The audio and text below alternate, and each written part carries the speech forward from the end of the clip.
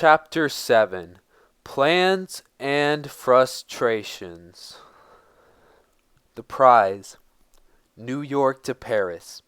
That night in his Chicago hotel room, Charles repeated the phrase to himself, whispering it in wonder. New York to Paris.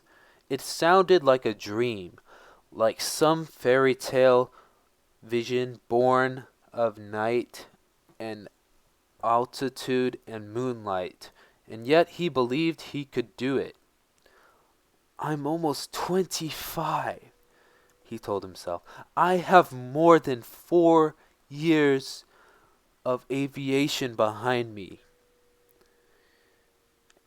and close to 2,000 hours in the air. I've brainstormed over half of the 48 states. I've barnstormed over half of the 48 states. I know the wind currents over the Rocky Mountains and the storms of the Mississippi River.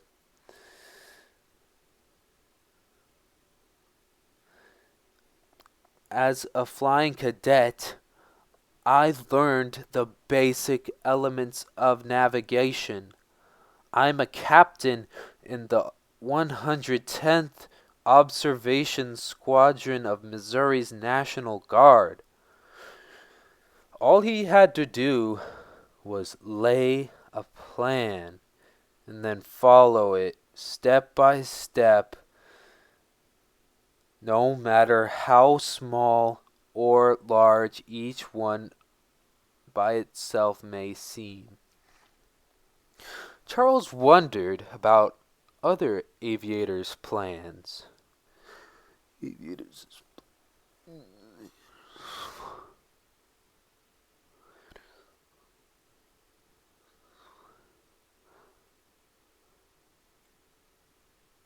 Other aviators' plans. After all, he wasn't the first flyer to come up with the New York to Paris idea.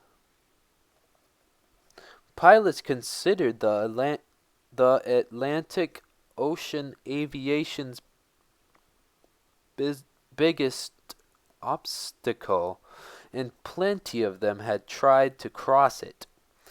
70 since World War I, leapfrogging from one strip of land to the next. But no one had crossed non-stop in an airplane until 1919. That year, British flyers John Alcock and Arthur Brown decided to give it a go. In June, they climbed into a slow and boxy biplane of wood and canvas and took off from Newfoundland, the closest point on the North American continent, to Europe. 16 hours and almost 2,000 miles later, they landed in Clifton, Ireland. Their perilous adventure earned them front-page headlines, a cash prize of 10,000 euros, about $1.1 million in today's money.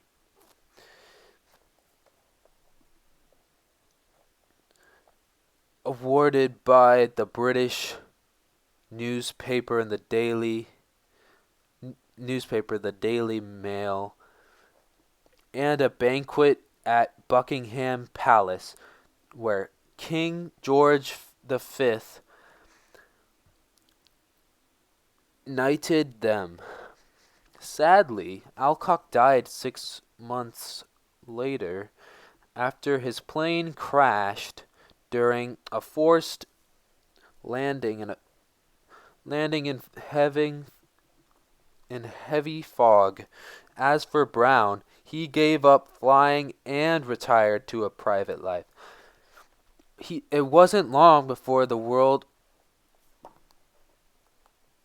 forgot all about both men.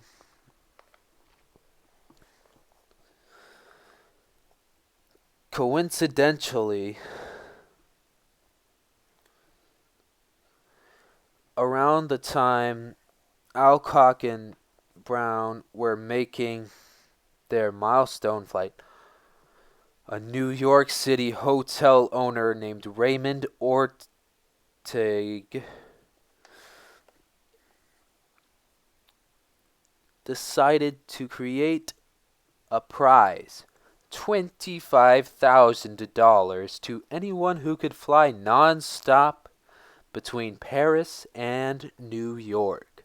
The distance between those cities was more than twice what Alcock and Brown had flown, 33,315 miles, a trip that would take 30 to 40 hours. But no one even tried for the prize. Planes simply weren't capable of making such a long flight. Then suddenly, in 1926, a window in aviation history opened. The Belenka was built, and other aircraft designers began working on long-range planes too.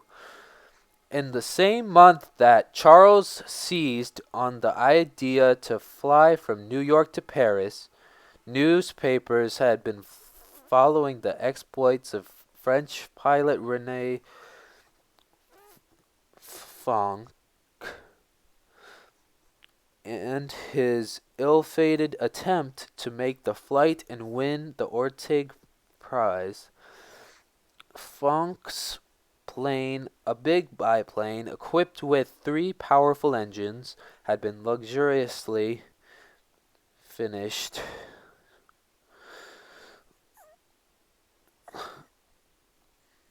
in red leather and contained sofas, chairs, and a bed. For the 4-man crew's additional comfort, it was stocked with wine and champagne, as well as a lavish dinner of turkey, terrapin, and duck to be eaten in celebration when they landed in Paris.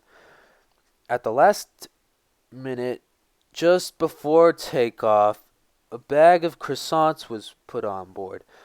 As Fonck's plane bounced down the rutted dirt runway at Roosevelt Field on Long Island, a section of its landing gear fell off. Instead of cutting his switches, Fonck kept going, opening the throttle wide in hopes of getting up enough speed to get his overladen plane off the ground. It didn't lift, not even an inch. While horrified, spectators watched. It rolled past the event of the runway and tumbled over a steep slope. Several seconds of shocked silence followed. Then an enormous fireball shot into the air as the plane's 2,380 gallons of fuel exploded. Fonck and his navigator managed to crawl free of the wreck, but 2 other crewmen burned to death. The biplane was a complete loss. Though the incident shocked the aviation community, it didn't stop other flyers from trying for the prize. With his successful North Pole flight behind him, Commander Richard Evelyn Byrd began planning an attempt. He announced his intention to take off the following May. As soon as winter weather over the Atlantic cleared, wanting to beat Byrd, other hopefuls began making noises about getting planes for their own crossings. Renowned aviation pioneer Clarence Chamberlain declared his plan to make a flight, as did popular naval officers Noel Davis and Stanton H. Wooster. Reporters sensed a story, hoping for a sensational headline grabber. That was what the American public demanded in those days: stories about social scandal and murder trials. They were they were ri- they were riveted by fashions and fads, transfixed by boxing matches and beauty contests. And while Americans loved the radio, it wasn't yet an effective news medium.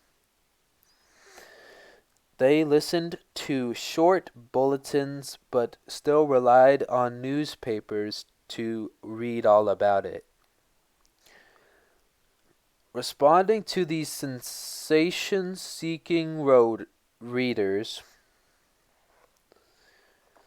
publishers had introduced a revolutionary type of newspaper, the tabloid.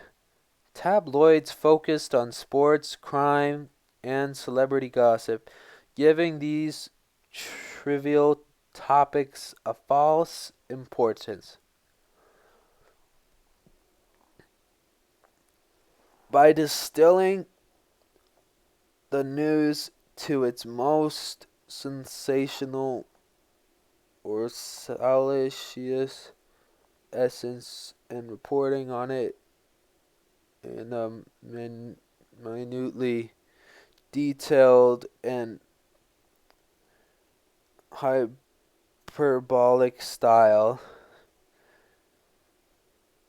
writers could grab readers' attention.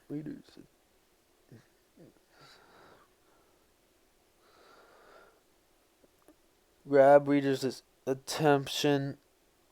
Grab readers' attention and hold it over the course of days or even weeks. It was a manipulative kind of journalism, one that created news as much as it reported it.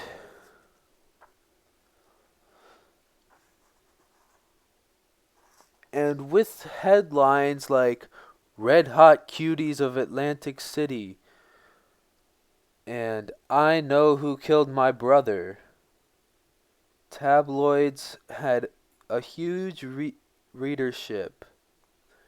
By 1924, one of the most popular, the New York Daily News, was selling 1.32 million copies every day.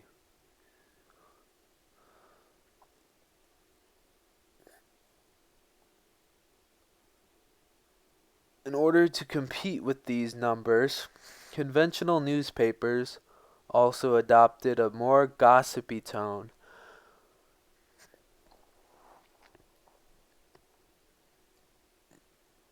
Even the highly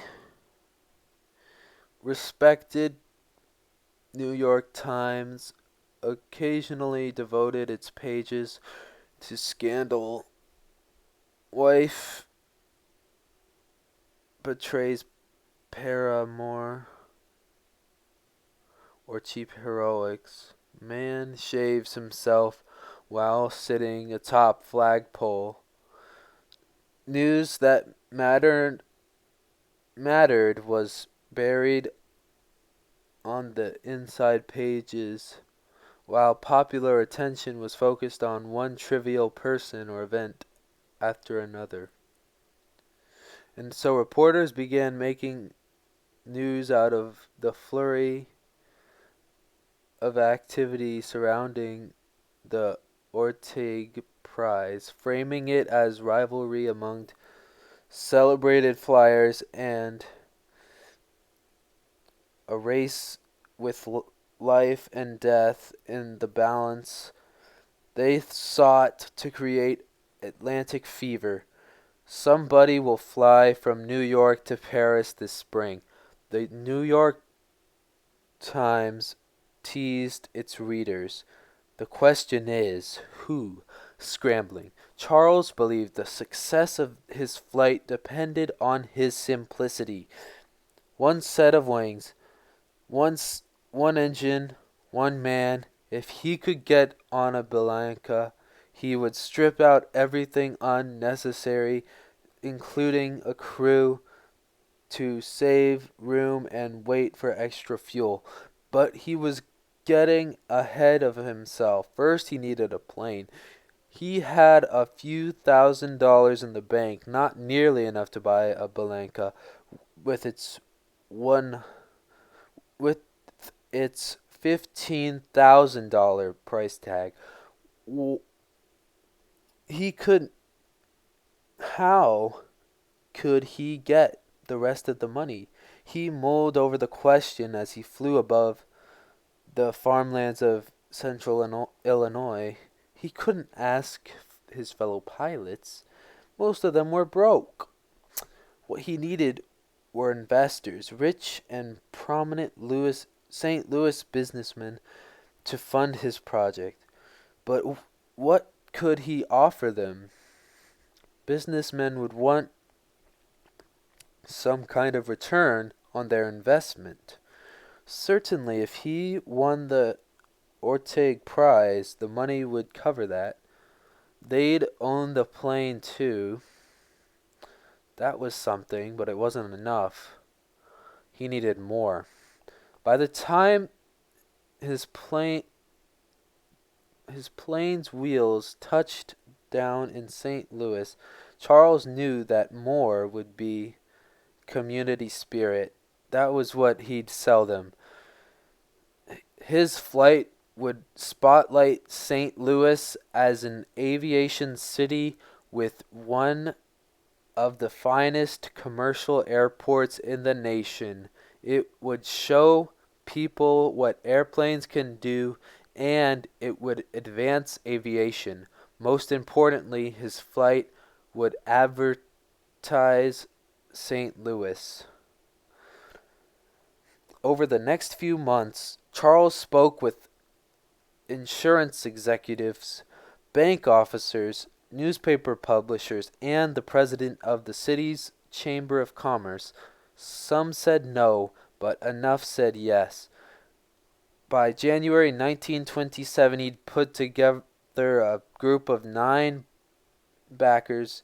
From now on, leave the financial end to us, they told him. In return, they had just one request. What would you think of naming the plane the Spirit of St. Louis? Asked Harold Bixby of the State National Bank of St. Louis. The Spirit of St. Louis, Charles thought. It's a good name, he nodded. All right, let's call it that.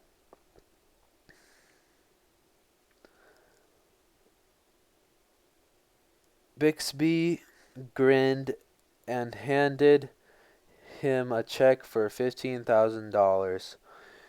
But raising the money was almost easier than spending it. Since the market for long-range planes was minuscule, only a handful of manufacturers produced them. It was next to impossible to find an aircraft like a Balanca that was already built and ready to fly. Instead, most long-range planes were constructed only after an order was placed, and not every order was accepted.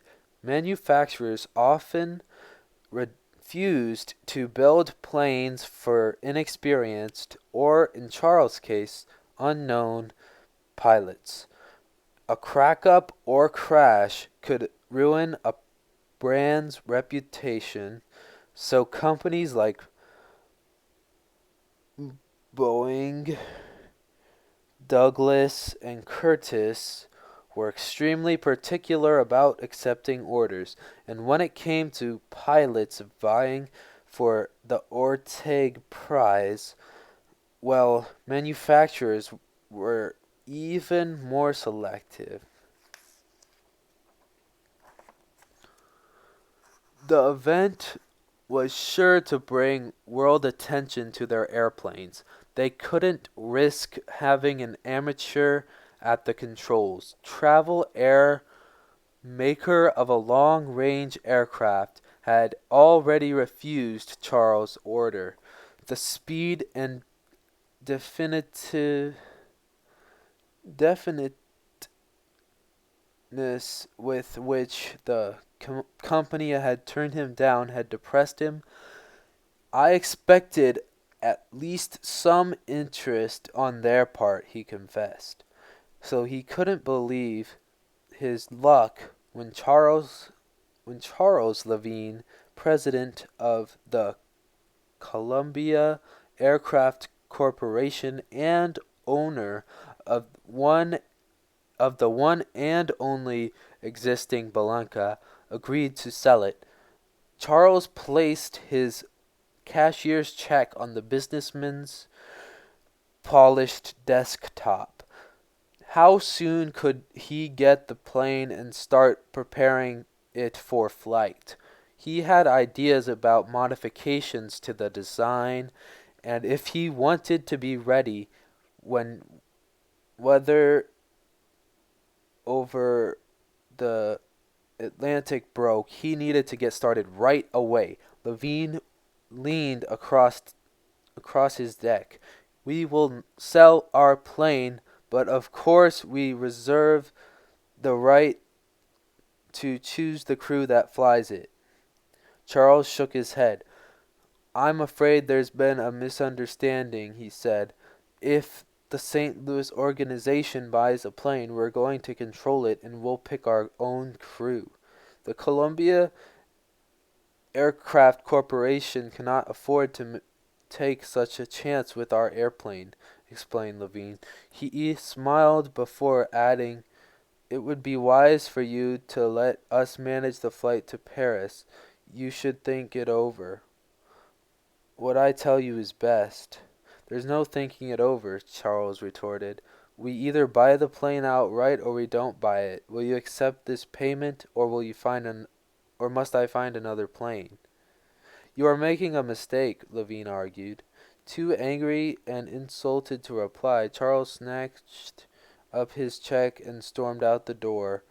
Next he tried the Fokker Company, famous for its trim-motored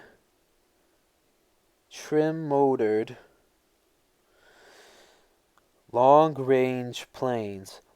But he didn't want 3 engines. One set of wings, 1 engine, 1 man.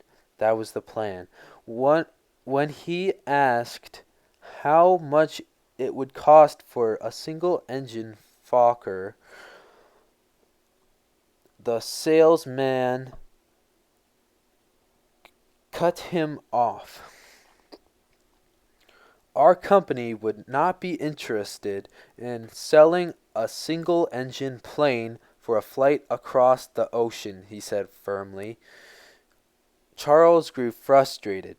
He knew Bird and the other pilots were already preparing their planes with an eye toward taking off in late spring, every day he fell farther and farther behind.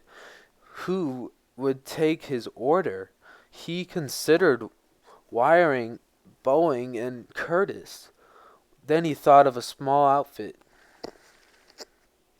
Ryan Aeronautical Company in San Diego. Weren't airmail pilots on the West Coast route flying Ryan's high-wing monoplanes?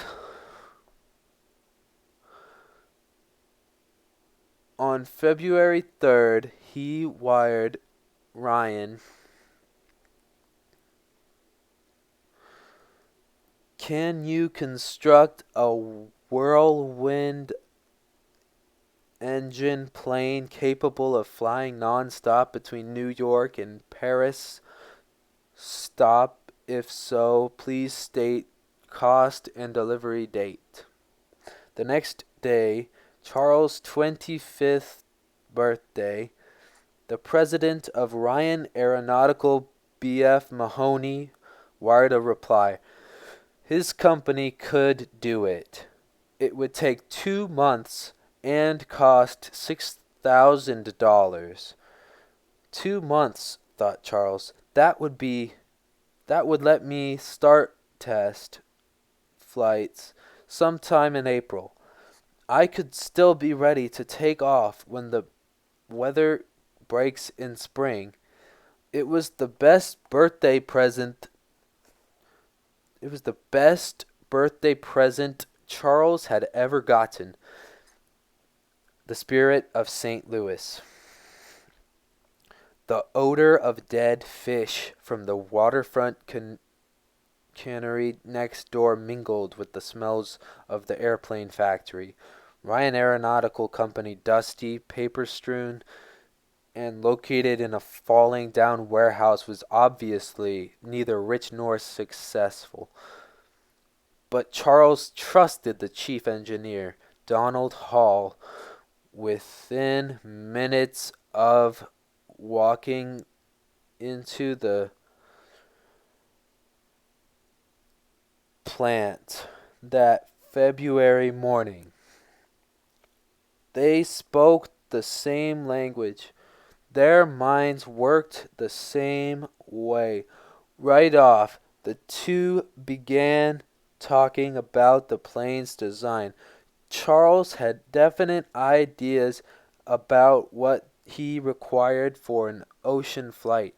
As he described his vision, Hall went to his drafting board. Soon, pencil lines curved and angled over the paper. He sketched what he heard without questioning: increased wingspan, changed placement of the engine. But one request startled him. Just a single cockpit for a single passenger. You don't plan on making that flight alone, do you? asked Hall. Charles explained his belief that he'd be better off with extra gas rather than an extra man. Hall listened, nodding, instantly grasping the advantages of a solo flight. The engineer's mind whirred with ideas. The fuselage, the main body of the plane, should be shorter and lighter, he suggested. They'd have to rebuild Ryan's existing model. But yes, the plane could carry another 350 pounds of gasoline. Still, was Charles sure he wanted to fly alone? Charles was. He could make his own decisions and carry them out as he saw fit, packing light both physically and emotionally. So where did he want to put that single cockpit? Wondered Hall. had a better chance of surviving. They didn't get trapped between the engine and the rear fuel tanks in a crash. Yes, he understood the tanks would block his forward view during flight, but that didn't matter. What was there to crash into over the Atlantic Ocean? If he needed to see in front of him, he could always poke his head out the side window.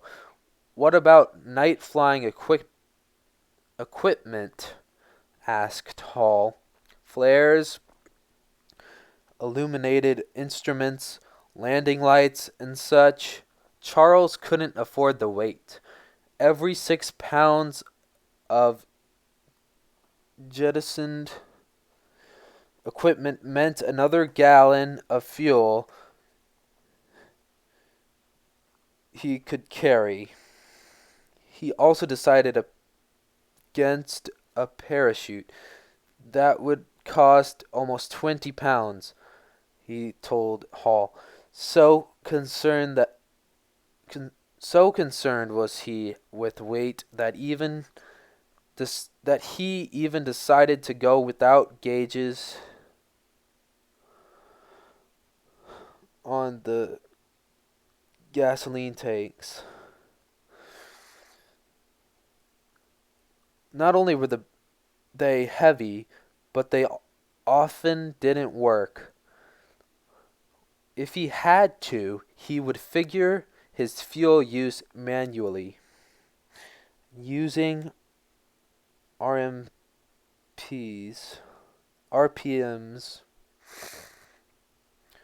revolutions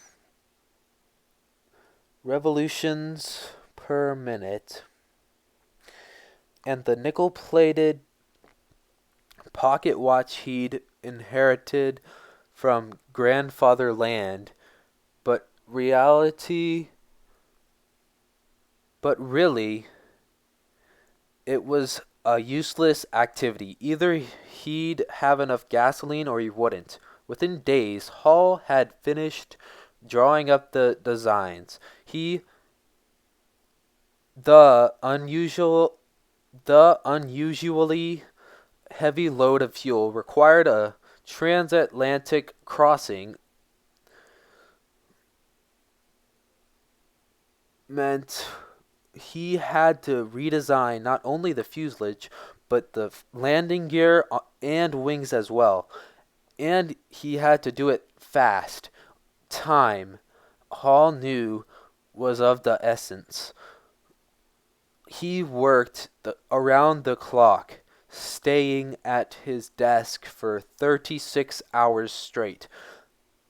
All 35 of Ryan's employees were working full bore too, day and night, 7 days a week. They knew Charles desperately wanted to be in New York by the end of April, and even though he tried their patience by constantly hovering and questioning their every move, they felt inspired by the lanky youth. New stories spurred them to work even faster. The press continued to whip up Atlantic fever with daily bulletins about what they exaggeratedly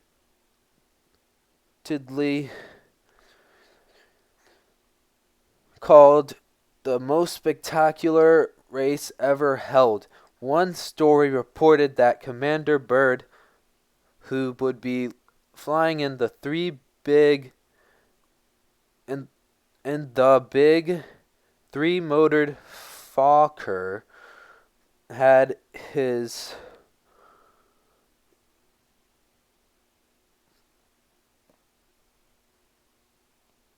sights set on a takeoff in May, the earliest time when weather over the Atlantic would permit, using the most advanced navigational devices known to science. Charles wouldn't be flying with any navigational devices. In his obsessive search to strip away pounds and ounces. He'd traded a sextant for 25 pounds of gasoline, a radio for 90 more. Hall worried about that last choice. Without a radio, Charles would not be able to communicate with people on the ground, and they would not be able to contact him. He'd be completely cut off. No messages, no news bulletins, nothing. Charles must be sure he wanted to do that. Fuel. Charles reminded the chief engineer was all that mattered. To save another few ounces, Charles designed special lightweight flight boots with soft soles. He ripped spare pages from his logbook and even trimmed the white edges of his charts to eliminate a little weight. He decided to restrict himself to a single quart of water in flight.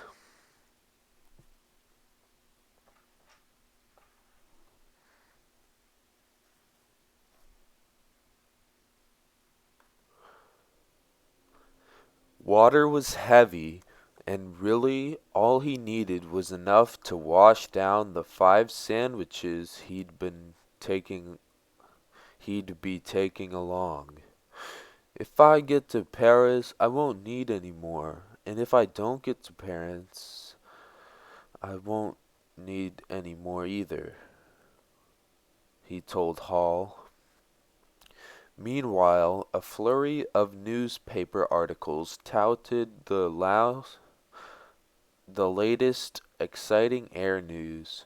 Famous plane designer Igor Sikorsky was building a bigger, better plane for Rene Fonk's next attempt across the ocean, flying in Charles Levine's Blanca.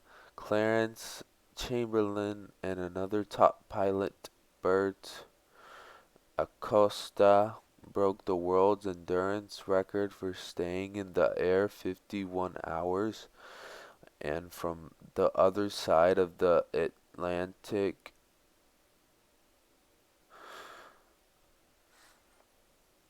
French flyers Charles Nungesser and Francois Colli had decided to try for the prize. They planned to fly from Paris to New York. A black mood fell over Charles. His competitors were so far ahead of him. He'd started his preparations too late. There's no use in blind There's no use blinding myself to reality, he thought. Almost everyone else would have to fail before I could succeed. Convinced another flyer would get across the Atlantic first, he began making plans for a trans-Pacific flight. Then came startling news. Bird's plane had crashed on landing after a test flight over Long Island with designer Anthony Folder piloting it. With designer Anthony Fokker piloting it. Bird had broken his arm in 2 places. 2 other crew members had been badly injured, and the plane had suffered serious damage. Only Fokker had walked away unscratched. Reporters speculated that the commander would have to abandon his plans for a May takeoff. 8 days later, word came that Chamberlain had cracked up the Blanca when part of its landing gear tore loose during a test flight takeoff. He managed to land on one wheel and no one was hurt, but the plane required repair.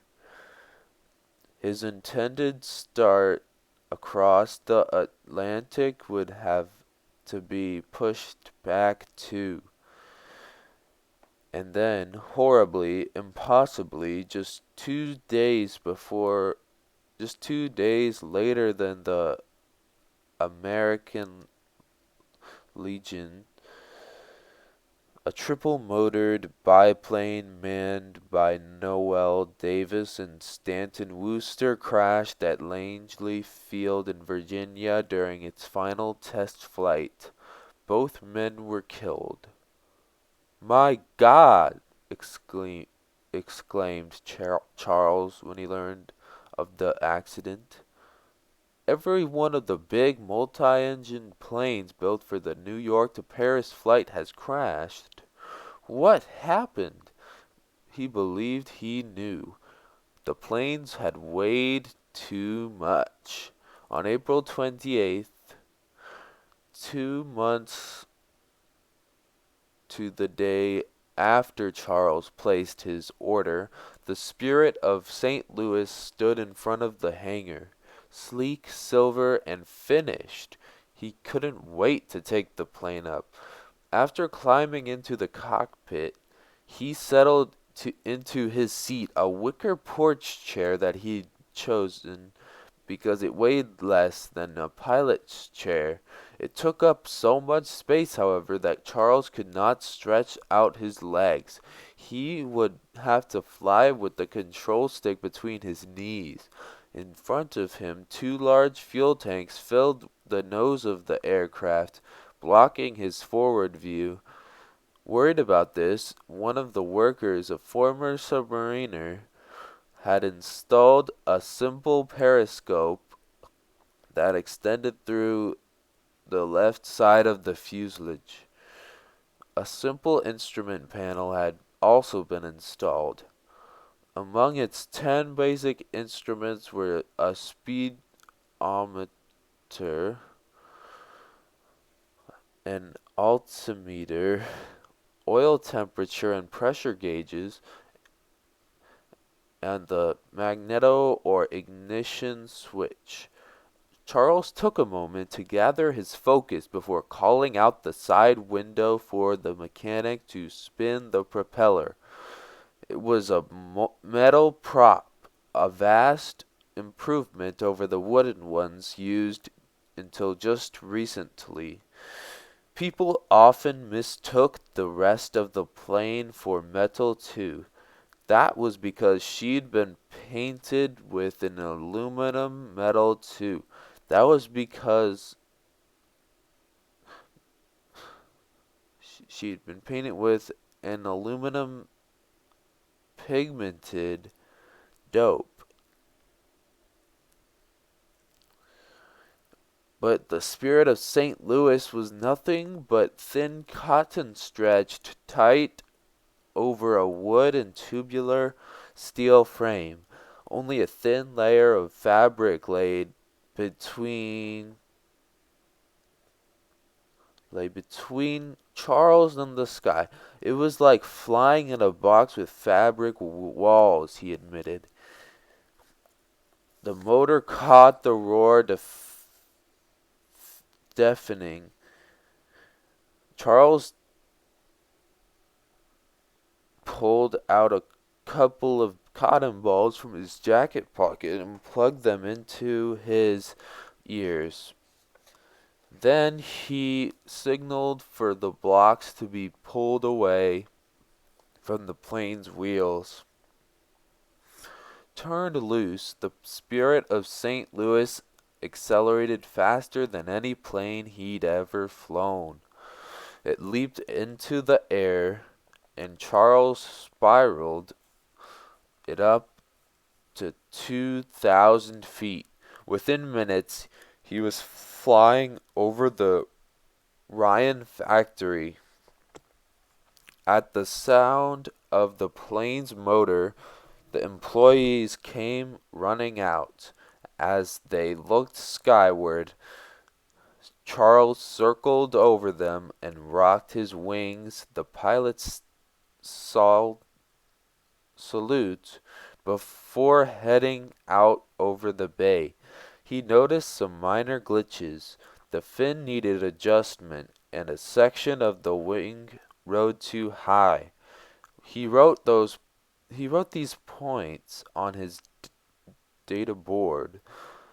He, they'd be easy fixes once he was back on the ground. The biggest issue, though, was stability. Because of all the design compromises, it was a challenge to keep the plane flying straight, much less make it do what Charles wanted. The Spirit is high strung and balanced on a pinpoint, he noted. If I relax pressure on the stick or the rudder for an instant, the nose veers off course. Still, he figured the constant attention required just to maintain an even keel would keep him alert during the flight. 12 days and 37 test flights later, Charles stopped at the Ryan factory to say goodbye to the people who'd put their all into his dream. He knew they felt as thrilled by the Spirit's performance as he did. He also knew he'd be flying with a piece of them. Weeks earlier, every man and woman working at the plant had signed the plane's nose cone before the propeller had been set in place. With a final wave, he walked out the big double doors. A worker called for him. "Send us a wire when you get to Paris."